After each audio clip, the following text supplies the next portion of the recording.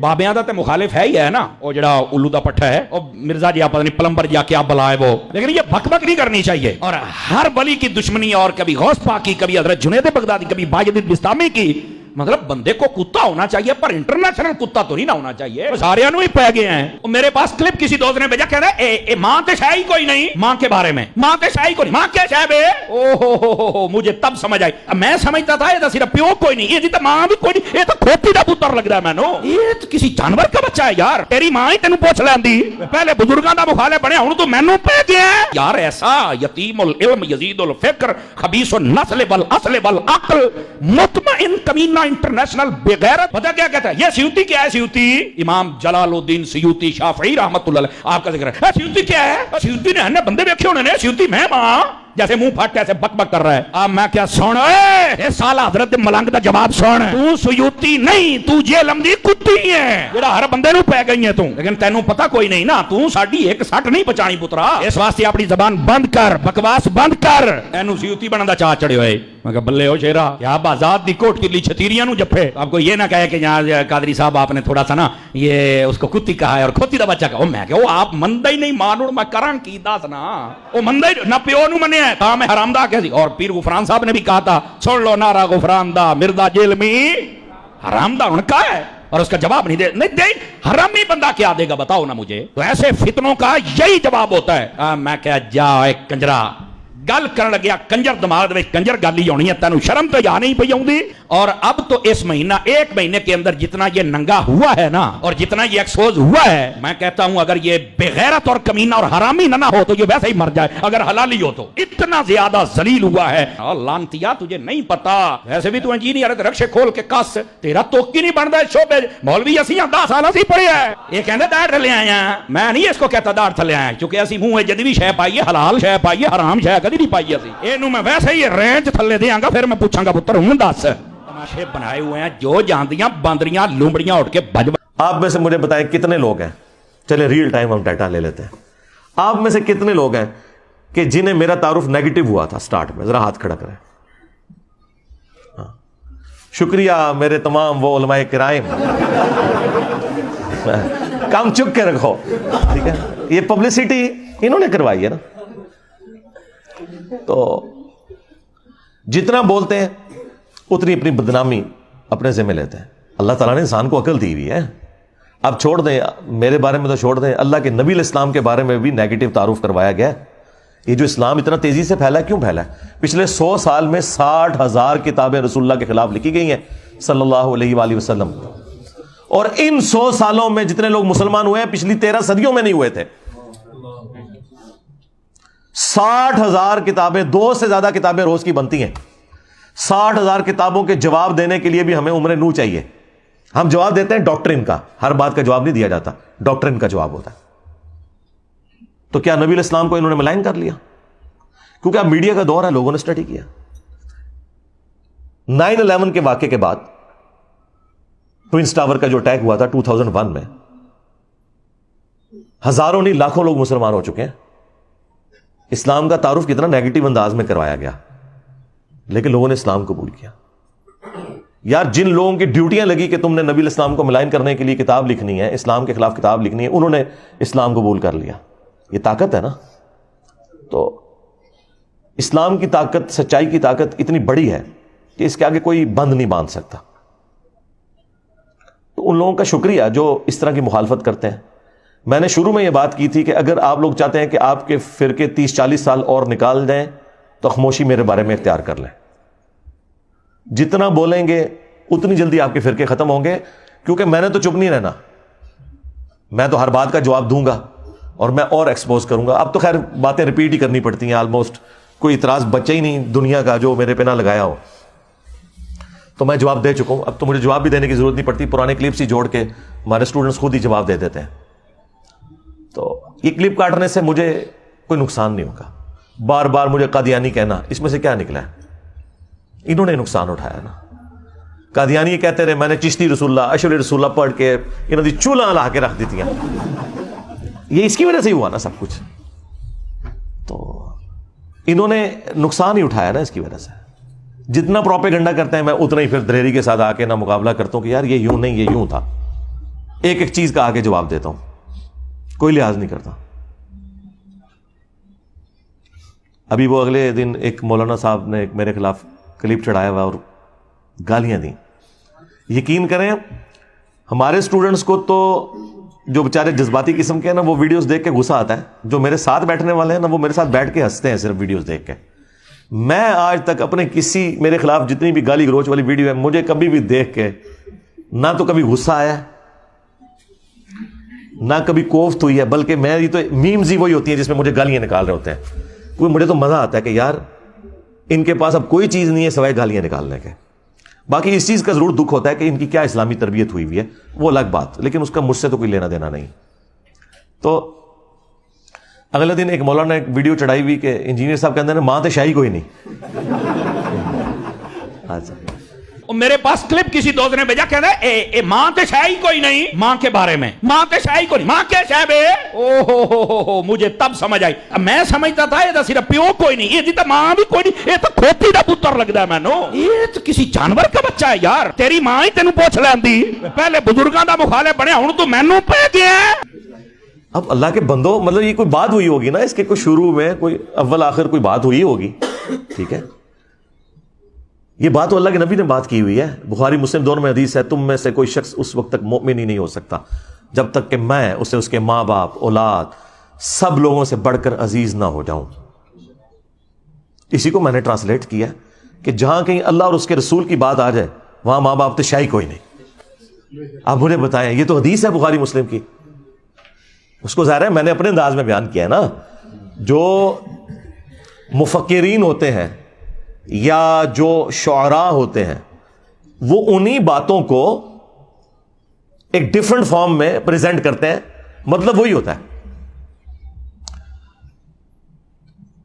صحیح مسلم میں حدیث ہے کہ بے شک اللہ تعالیٰ اس کتاب کی وجہ سے بعض لوگوں کو عروج دیتا ہے اور بعض کو پستی کا شکار کرتا ہے.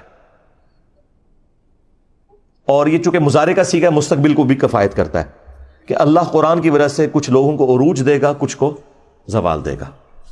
لیکن ڈاکٹر اقبال نے اسی حدیث کو ٹرانسلیٹ کیا ہے ماضی کے صیغے میں.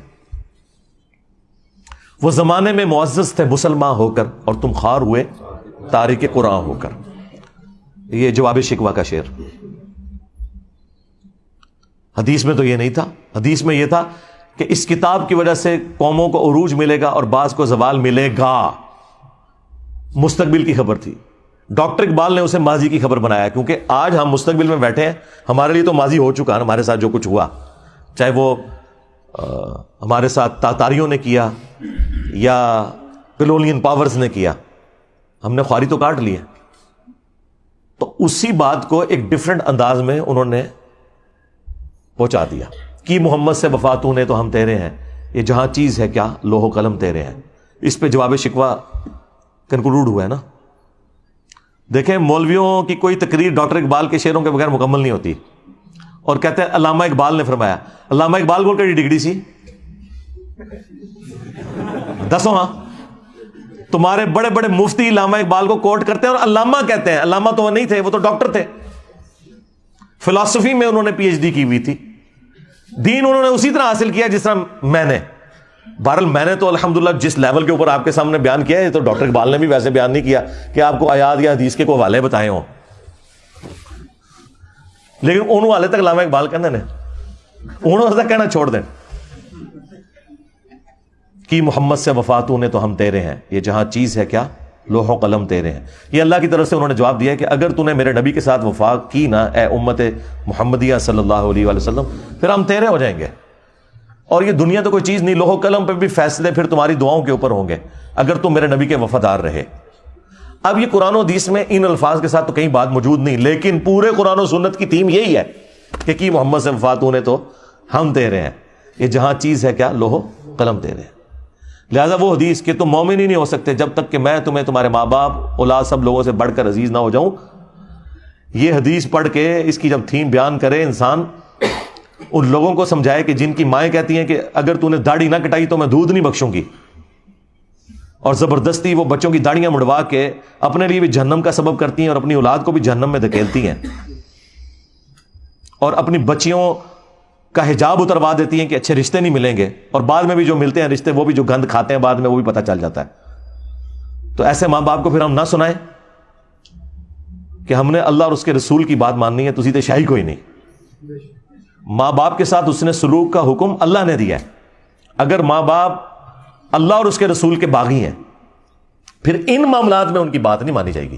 ہاں دنیا میں معروف طریقے سے آپ نے چلنا ہے, ہیومن ڈگنیٹی وائلیٹ نہیں ہوگی. وہ تو سورہ لقمان میں آیا ہے کہ اگر وہ شرک کا کہیں تو تم نے نہیں بات ماننی, لیکن دنیا میں معروف طریقے سے چلنا ہے. اور صحیح بخاری میں حدیث ہے, حضرت ابو بکر کی ایک بیوی کافرہ تھی, اسما بنت ابی بکر کی والدہ حضرت عائشہ کی جو بڑی بہن تھی.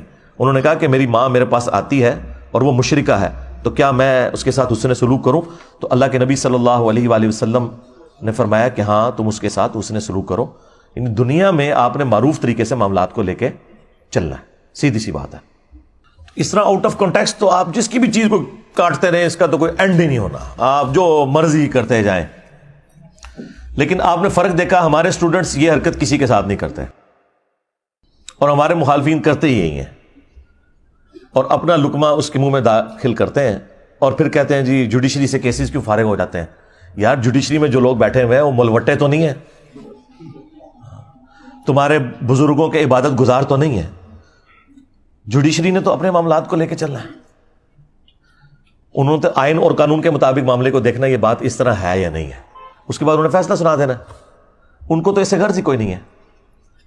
تو یہ اسی لیے اس طرح کی آؤٹ آف کانٹیکسٹ چیزیں فارغ ہوتی ہیں کہ وہ باتیں ویسے ہوتی نہیں ہیں. اور دوسرا, ان چیزوں سے آپ کو یہ پتہ چل گیا کہ ہمارے مخالفین کے پاس نہ اب قرآن بچا ہے نہ سنت بچی ہے کہ وہ پیش کر سکیں ہماری مخالفت میں. پہلے بھی خیر کوئی نہیں تھے پیش کرتے, ابھی بھی کوئی تھوڑا بہت کوئی پڑھن پہ گئے نا, تو وہ دی وجہ صرف یہ ہے کہ میں نے قرآن و سنت بیان کرنا شروع کیا, تو اب یہ جمعے کے خطبوں میں تیاری کرتے ہیں اور کوئی نہ کوئی قرآن کی آیت یا حدیث بیان کر کے کوشش کرتے ہیں کو پبلک کو بتائیں, ریفرنسز دیں نہ دیں ان کی اپنی مرضی. تھوڑا بہت کوئی ابھی علمی شغف بھی آیا تو ابھی آنا شروع ہے, اچھی بات ہے, ہم اسے اپریشیٹ کرتے ہیں, ایسے ہی ہونا چاہیے. تو اس لیے میں جب کسی ٹاپک کے اوپر بات کروں اور وہاں پہ تفصیلی جواب ریکوائرڈ ہو تو میں بتا دوں گا آپ کو کہ بھی فلاں ویڈیو دیکھ لیں. ہر دفعہ تو میں ہر جواب کو ریپیٹ نہیں کر سکتا, اس کا تو پھر ہم تو یہاں کئی دن بیٹھے رہیں گے سوالات کے جوابات کے لیے. ورڈک دینا یہ میری ذمہ داری ہے, پرچی پڑھ کے آپ تک بات صحیح طریقے سے پہنچانا. اچھا, یہ باتیں میں جان بوجھ کے اس لیے کرتا ہوں کہ میں آج کے دور کا انسان ہوں. ہمارے استاد ڈاکٹر سراج صاحب رحمہ اللہ, اللہ تعالیٰ ان کی غلطیوں سے درگزر فرمائے, انہیں نیک کاموں کا اجر عطا فرمائے. یہ میں ڈمی میوزیم والے ڈاکٹر سراج صاحب کی بات نہیں کر رہا, پیچھے کرو کیمرہ دکھایا کرو نا, تسی شارٹاں بنانے سے لگے ہوئے ہو. تو میں ان کی بات نہیں, اوریجنل والے ڈاکٹر سراج صاحب کی بات کر رہا ہوں, یہ ہم نے ان کی یاد میں رکھا ہوا ہے انہیں. تو ڈاکٹر سراج صاحب رحمہ اللہ تعالیٰ کی کافی ساری باتیں مجھے بعد میں رہ کے یاد آتی ہیں. وہ ایک بات یہ بھی کہا کرتے تھے کہ جو بھی نبی الاسلام کے پیٹرن پہ دعوت کا کام کرے گا تو اسے ان تمام تکالیف سے گزرنا پڑے گا جن تکالیف سے اللہ کے نبی الاسلام, ان کے صحابہ اور اہل بیت گزرے ہیں علیہم السلام اجمعین و رضی اللہ عنہم اجمعین.